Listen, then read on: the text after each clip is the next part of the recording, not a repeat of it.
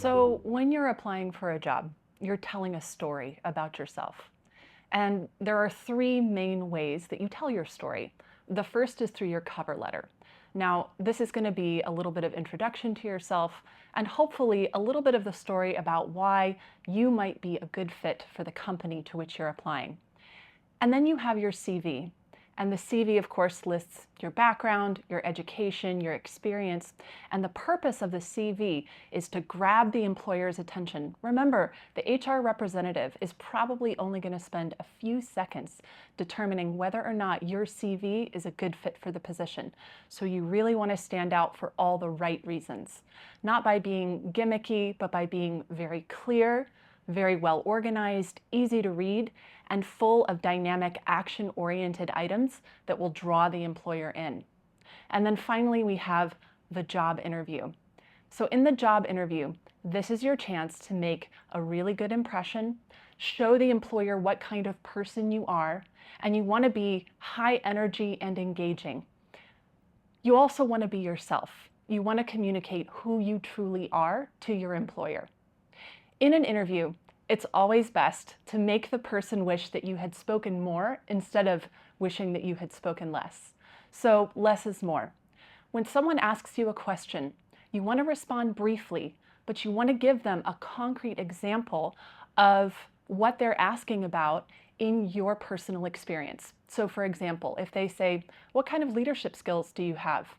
Don't talk vaguely about how you got a leadership position and did some things in the past. Instead, give them a concrete example of a time that you faced a leadership challenge, and then explain how that past experience is going to help you in the future with this company.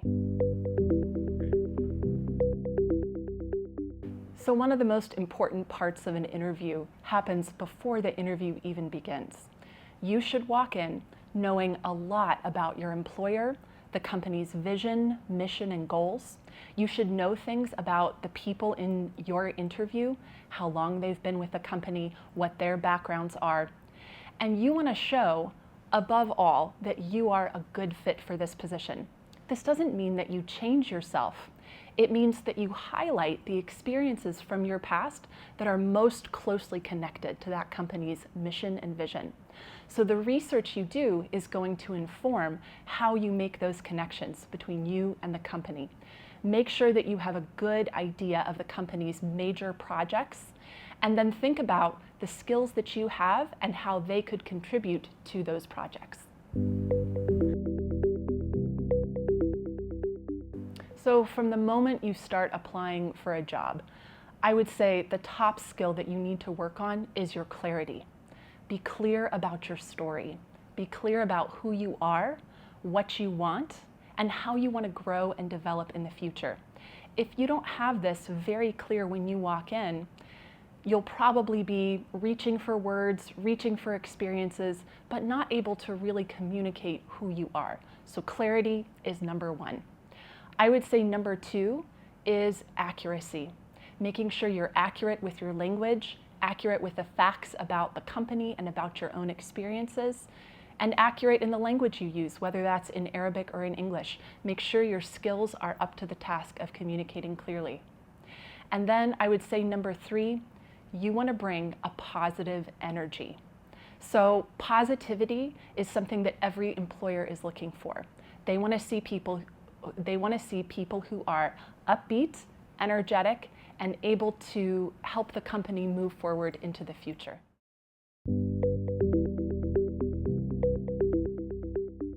So before you apply to any job, you need to have a number of logistical things in place. You need to make sure that you have a professional email account. You need to make sure that you have a professional way for people to contact you.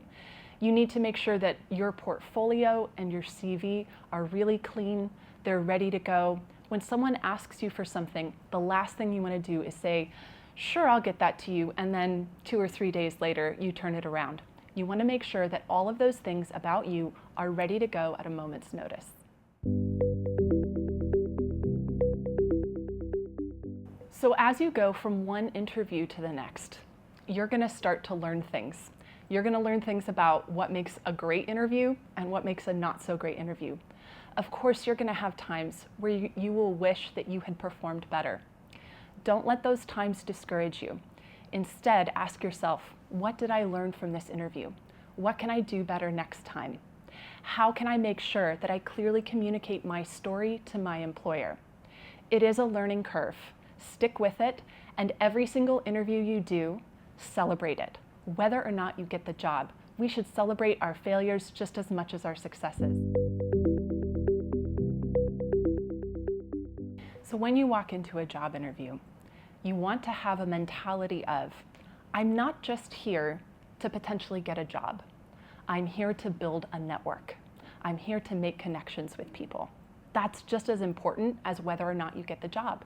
Because if they're really impressed with you, but they don't think you're quite right for the position, they might come back to you with a different opportunity in the future. So you want to make sure, even if you don't get the job, that you're very gracious, that you're very responsive to their emails and communications, that you write them back very quickly, and of course, if things don't go well, that you still maintain that positive energy so that they're so impressed with you that you may have opportunities in the future. So I talk a lot about telling your story through your CV, your cover letter, and your interview. What does that mean, or what does that look like? So a story is a narrative of who you are that includes your past experiences, your present characteristics, and your future goals. So think in those three categories: past, present, and future. You can use this when you're responding to questions. What things have happened in your past professional experiences that have contributed to who you are?